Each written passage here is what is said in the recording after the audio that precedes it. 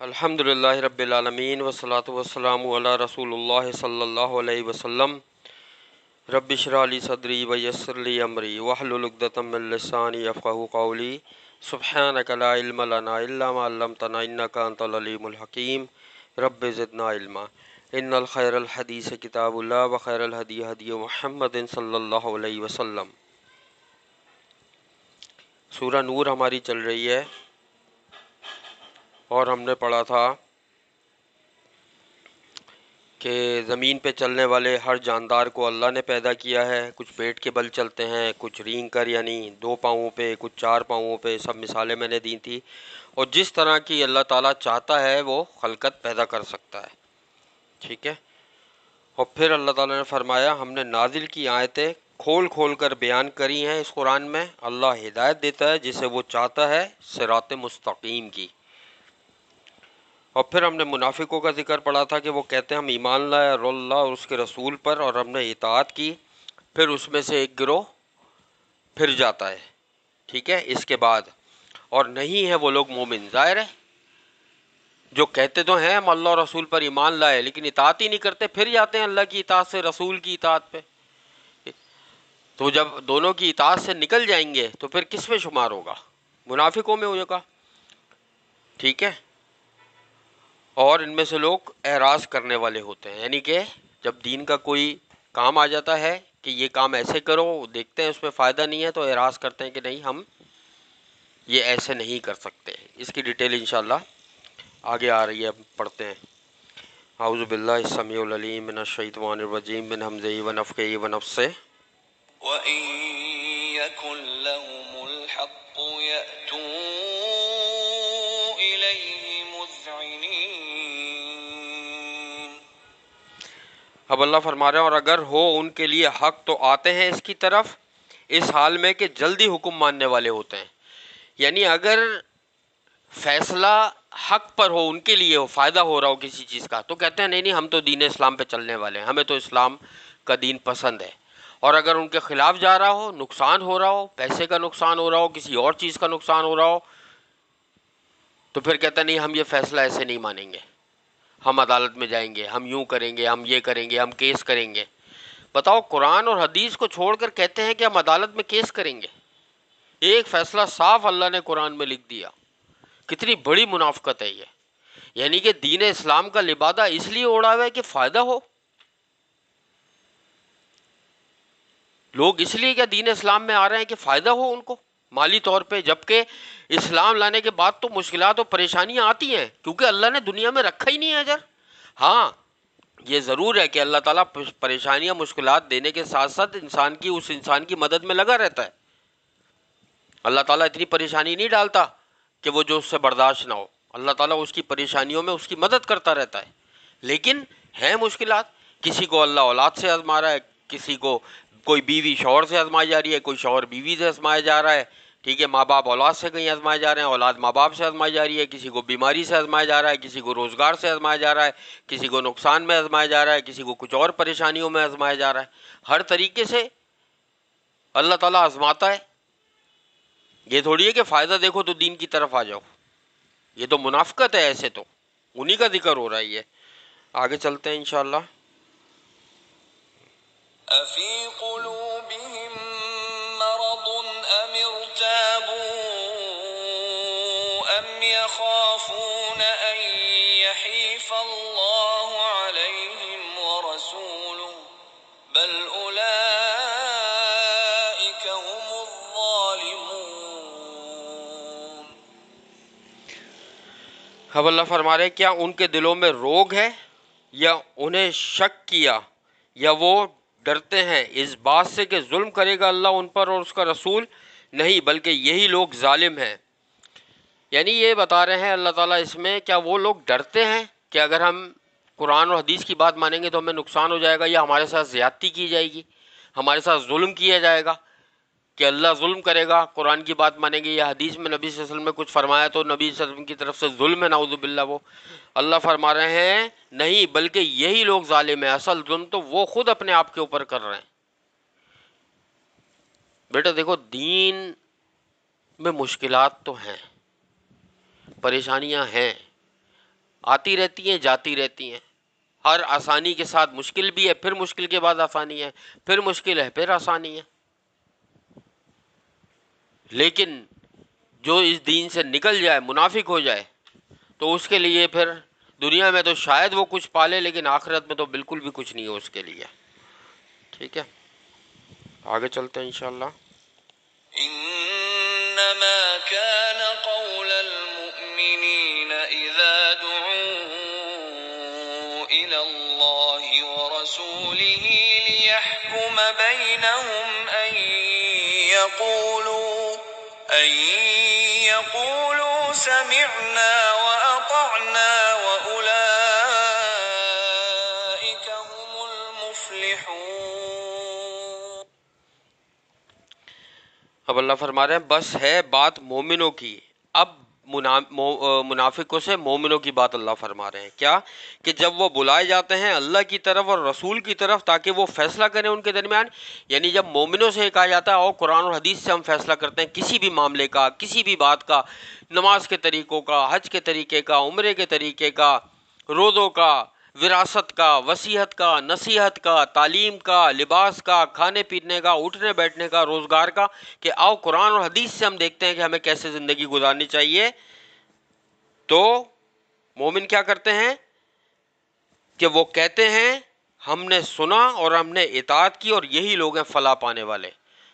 مومن ہمیشہ یہ کہتے ہیں چاہے کچھ بھی ہو ہم قرآن اور حدیث کی بات مانیں گے، اللہ نے فرما دیا وہی ہیں مفلحون، فلاح پانے والے، کامیاب لوگ۔ دین اسلام میں ہم نے پڑھا تھا بیٹا، جب ہم پڑھ لیتے سورہ توبہ اور سورہ انفال کی تفسیر پڑھ لیتے تو ہم نے پڑھا تھا کہ جب جنگوں میں مسلمانوں کو فتح ہوئی تو منافقین نے یہ سوچا یار کاش ہم بھی شامل ہوتے، ہمیں بھی مال غنیمت ملتا۔ یاد ہے نا کہ اپنا فائدہ دیکھ رہے تھے وہ۔ مسلمان اپنا دنیاوی فائدہ نہیں دیکھتا، دیکھو مسلمان یہ دیکھتا ہے کہ اللہ کے حکم کی کیا اہمیت ہے۔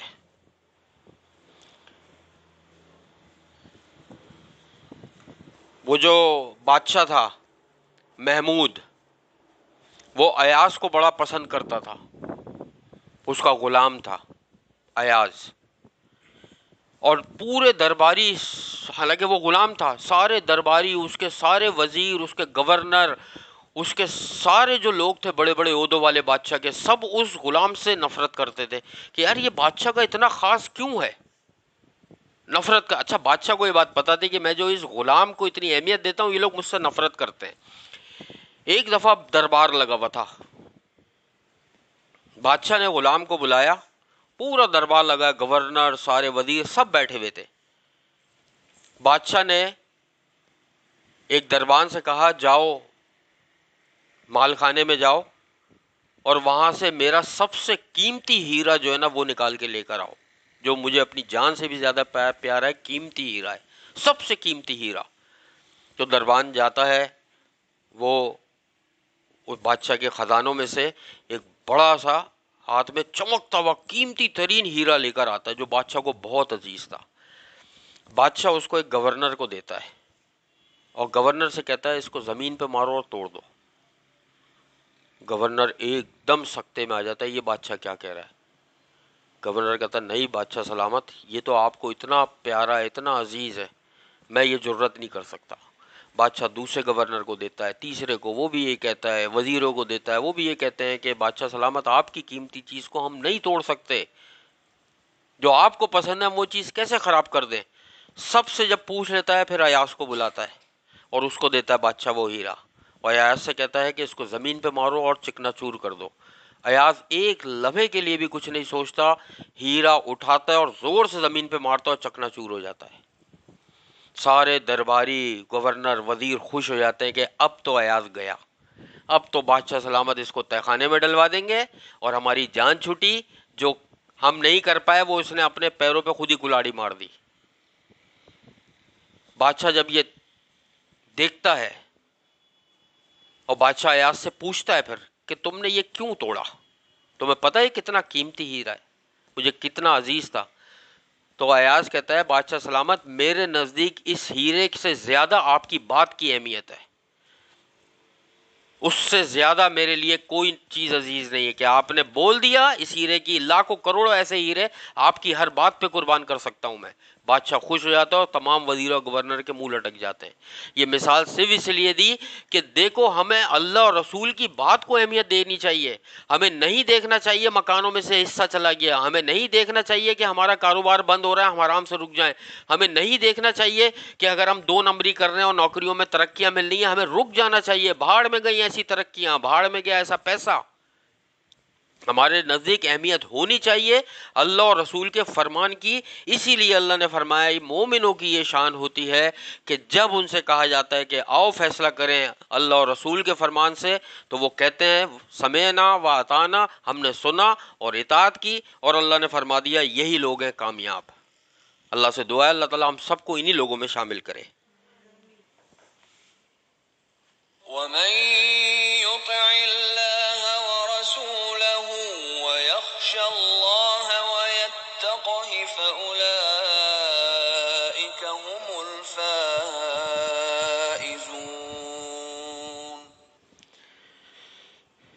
اب اللہ فرما رہے ہیں اور جو شخص اطاعت کرے اللہ کی اور رسول کی اور وہ ڈرے اللہ سے اور تقوی اختیار کرے اس کا تو یہی لوگ ہیں کامیاب.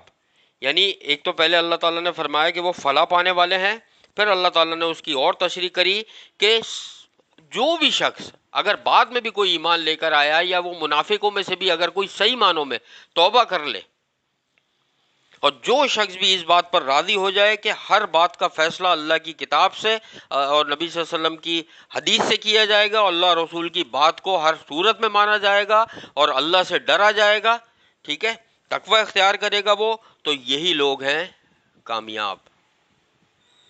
اصل میں بیٹا بات یہ ہے کہ یہ دنیا اتنی مٹیریلسٹک ہو گئی ہے، پہلے ایسا نہیں تھا. امہات المومنین نے ایک دفعہ نبی صلی اللہ علیہ وسلم گھر تشریف لائے تو تمام امہات المومنین نے نبی صلی اللہ علیہ وسلم سے، کیونکہ وہ دنیا کی ایک جگہ انہوں نے رونق دیکھی تھی، تو انہوں نے نبی صلی اللہ علیہ وسلم سے شکایت کری کہ ہمارا بھی دل چاہتا ہے ہمارے پاس وافر مقدار میں رزق ہو، پیسہ ہو یا زیورات ہو جو ہم پہنے. آپ اللہ سے دعا کریں. اللہ تعالیٰ نے وحی نازل کر دی نبی صلی اللہ علیہ وسلم کے اوپر کہ آپ اپنی بیویوں سے کہہ دیجئے تم جو چاہتی ہو تمہیں مل جائے گا، لیکن تمہیں پھر نبی کا ساتھ چھوڑنا ہوگا اور نبی سے علیحدگی اختیار کرنی ہوگی، یعنی نبی سب کو طلاق دے دیں گے. پھر اتنی بڑی بات اللہ نے کہی. نبی صلی اللہ علیہ وسلم نے سیم یہ بات تمام امہات المومنین کو بتا دی اپنی بیویوں کو کہ میں تم سب کو طلاق دے دیتا ہوں، اللہ تمہیں بھاری مقدار میں رزق عطا کر دے گا. سب نے منع کر دیا، ظاہر ہے مومنہ تھی، منع کر دیا، ٹھکرا دی دنیا. لیکن کہنے کا مقصد ہے کہ دل میں خیال پیدا کیوں ہوا جب ہم مٹیریلسٹک دنیا میں کیوں بنائی گئی ہے اتنی، ہر چیز کے لیے کوئی نہ کوئی چیز بنی ہوئی ہے. سفر کرنا ہو گاڑیاں ایک سے ایک ڈیزائن کی ہیں، گھر میں ایک سے ایک آرائش کی چیزیں، فلاں کارپیٹ، ایسی ٹیبل، ایسے صوفے، فلاں بیڈ، ایسی چیزیں، ایسی ڈریسنگ ٹیبل، ایسی ڈائننگ ٹیبل، ایسا فریج اور ایسا یہ، ایسے جو ہے وہ ایکوپمنٹ جو یہ الیکٹرانک ہوتے ہیں، پیاز کاٹنے والے، سبزی کاٹنے والے، فروٹ کاٹنے والے، مختلف طرح کی ڈشز، ایک سے ایک بڑھ کر کراکری، ہر چیز میں ڈیزائن ترقی ہوتی چلی جا رہی ہے، مٹیریلسٹک بنایا ہوا ہے تاکہ آنکھوں کو دنیا لبھائے. اور پھر اللہ یہ دیکھ رہا ہے کہ یہ چیزیں چھوڑ کر کون میرا راستہ اختیار کرتا ہے. دیکھو یہاں دو چیزیں، اس بات کو ایسے سمجھنا، یہ نہیں ہے کہ ان چیزوں کو بالکل چھوڑ کے اللہ کی طرف آ جانا. بات یہ ہے اللہ اور رسول کے فرمان کو اوپر رکھنا، چاہے آپ کا دنیا کا نقصان ہوتا ہے تو ہو جائے، چاہے دنیا کا نقصان ہوتا ہے تو ہو جائے.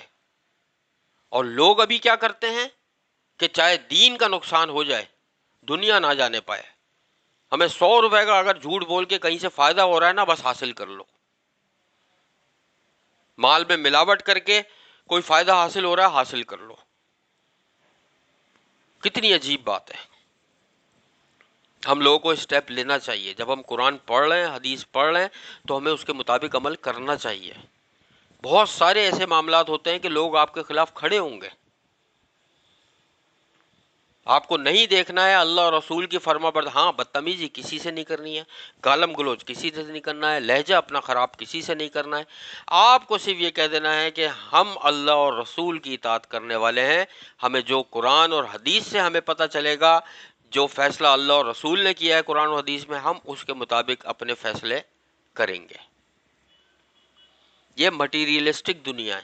قبر میں جا کے تو کچھ نہیں نظر آنا نا بھائی. انسان تکہ کھا لے، بریانی کھا لے، ٹھیک ہے، بروسٹ کھا لے، پیزا کھا لے، برگر کھا لے، فروٹ کھا لے، سبزی کھا لے، کچھ بھی کھا لے، پیٹ میں جا کے تو سارا ایک ہی ہو جاتا ہے. پیٹ میں ذائقہ پتہ لگتا ہے کیا؟ صرف ذائقہ زبان کی اس نوک پہ پتہ لگ رہا ہوتا ہے بس. اس ذائقے کے خاطر آدمی کیا کچھ کر رہا ہوتا ہے. پیٹ میں جا کے تو سب ایک ہو جاتا ہے. اور نبی صلی اللہ علیہ وسلم نے کیا فرمایا کہ تیرا مال تو وہ ہے کہ جو تو نے کھا کے ہضم کر دیا یا تو نے وہ لباس پہن کے گھس دیا، باقی تو وارثوں کا ہے. اور حقیقت ہے، اگر اس حدیث کی تشریح دیکھو، باقی تو وارثوں کا ہے. واقعی ایک بندہ جب دنیا سے جا رہا ہوتا ہے تو اصل دیکھا جائے جو اس نے زندگی میں کھا لیا وہ اس کا، یا جو لباس وہ پہن کے چلا گیا زندگی میں پہن کے ختم کر دیا گھس دیا، بس وہ اس کے تھے. باقی جو کچھ بھی بچا، کروڑوں کی پراپرٹیاں، بینک بیلنس، پیسہ، گاڑیاں، کاروبار، بزنس، سب کچھ تو وارثوں کا ہے. یاد رکھو سورہ کہف میں جب پڑھا ہم نے کہ ان نبی نے وہ دیوار کھڑی کر دی جو گرنے والی تھی اور کوئی اجرت نہیں لی، تو حضرت موسیٰ علیہ السلام نے پوچھا ان سے کہ آپ نے اجرت کیوں نہیں لی اور کیوں آپ نے ایسا کیا؟ تو انہوں نے کیا فرمایا؟ اللہ نے وہی نازل کری، قرآن میں اس کا ذکر ہے. قرآن میں اللہ نے فرمایا ان چھوٹے بچوں کا باپ نیک تھا اور دنیا سے جا چکا تھا، وہ یتیم بچے تھے. اللہ نے کیسے اپنے نبی سے اس دیوار کی ان کے مال کی حفاظت کروائی. ہم اللہ پہ بھروسہ تو کریں کہیں پہ آ کے. ایسے کیسے ہو سکتا ہے کہ ایک ماں باپ جو ہے اللہ کی اطاعت کرتے ہوئے دنیا سے چلے جائیں اور ان کی اولاد کو اللہ تعالیٰ چھوڑ دے؟ ایسے کیسے ہو سکتا ہے؟ انسان مر سکتا ہے، اللہ ہمیشہ قائم رہنے والا ہے. ہمیں اپنی بہت ساری چیزیں کنٹرول کرنی پڑیں گی جو بھی دین کے خلاف ہوں. جو ہیں وہ تو بہت اچھا ہے، جو خلاف ہیں اس کو کنٹرول کرنی پڑیں گی. بہت آسان ہے. اور اس مٹیریلسٹک دنیا سے ہمیں تھوڑا سا دل اپنا ہٹانا پڑے گا. چیزیں نئی نئی دیکھ کے، یار اس کے گھر میں تو وہ بھی تھا، ایسا کارپیٹ تھا، ایسا اے سی تھا، ایسی گاڑی تھی، انہوں نے ایسا پینٹ کرایا، ایسے پنکھے لگائے، ایسے فانوس لگوائے، ایسی لائٹیں تھیں، ایسے بلب تھے، وہ تو ایسے کپڑے پہنے ہوئے تھے، فلاں برانڈ کے تھے، ان کے جوتے ایسے، ان کا یہ ایسا، ان کا وہ ایسا. ہونے دو. میں نے کیا بتایا کہ دیکھو اللہ تعالیٰ صرف دین سمجھنے کے لیے ان لوگوں کو چنتا ہے اللہ تعالیٰ جن کے ساتھ بھلائی کا ارادہ کرنا چاہتا ہے. دنیا نے تو اللہ تعالیٰ نے فرعون اور شداد کو کتنی دی تھی. شداد کے پاس تو اتنے لوگ بھی نہیں تھے کہ جو اس کی خزانے کی چابیاں اٹھا سکے. کئی اونٹوں پہ اس کے خزانے کی چابیاں جاتی تھی. دولت تو اللہ تعالیٰ نے شداد کو بھی دی تھی، ایمان سے محروم تھا، اللہ کی اطاعت سے محروم تھا. اصل ہے کہ اللہ کی اطاعت کس میں. اللہ سے دعا ہے کہ جو کچھ بھی ہم نے پڑھا ہے اللہ تعالیٰ اس پر عمل کرنے کی توفیق عطا فرمائے، اور مرتے دم تک ہمیں اللہ تعالیٰ اپنا اور رسول صلی اللہ علیہ وسلم کا اطاعت گزار بندہ بنائے. ہماری موت اس حال میں ہو کہ اللہ ہم سے بہترین طرز پر راضی ہو، اور ہمارے نامہ اعمال میں کسی قسم کا کوئی گناہ یا کسی قسم کا کوئی ادھار یا قرض نہ ہو. میرے اللہ، جس طرح اللہ تعالیٰ نے ہمیں دنیا میں اس قرآن پاک کے خاطر جمع فرمایا ہے، قیامت والے دن اور جنت الفردوس میں بھی ہم سب کو اسی طریقے سے جمع فرما دیجیے گا. قرآن پاک کو ہمارے دلوں کے لیے نور اور ہدایت بنا دے. یا اللہ ہمیں مسجد آباد کرنے والوں میں شامل فرما دے.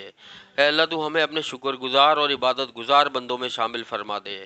ہم سب کی اور تمام قرآن پاک کی جو تفسیر سن رہا ہے ان سب کی تمام مشکلات، پریشانیاں، بیماریاں اور آزمائشوں کو اللہ تعالیٰ دور فرما دے. ہماری دعاؤں کو، عبادتوں کو اور ہر نیک عمل کو اللہ پاک اپنی بارگاہ میں قبول اور مقبول فرما لے. آخرت میں ہمارا حساب کتاب انبیاء، شہداء، صدیقین اور سلف صالحین کے ساتھ فرما دیجیے گا. ہمیں نبی صلی اللہ علیہ وسلم کا ساتھ، ان کی شفاعت اور ان کے ہاتھوں سے آب کوثر نصیب فرما دیجیے گا. ہم سب کو، ہمارے والدین، بہن بھائی، رشتہ دار، پڑوسیوں کو، سب کو ان 70,000 لوگوں میں شامل فرما دیجیے گا جو بغیر حساب کتاب کے اللہ کی رحمت سے جنت الفردوس میں جائیں گے.